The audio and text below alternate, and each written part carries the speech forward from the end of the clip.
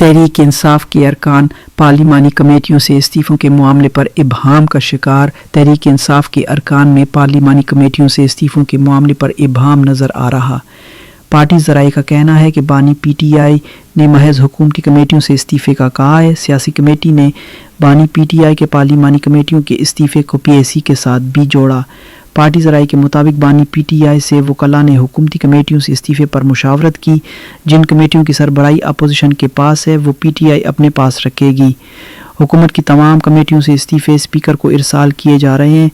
بانی P T I اور party tweet میں پبلک اکاؤنٹس کمیٹی کا نام بھی شامل کرایا گیا۔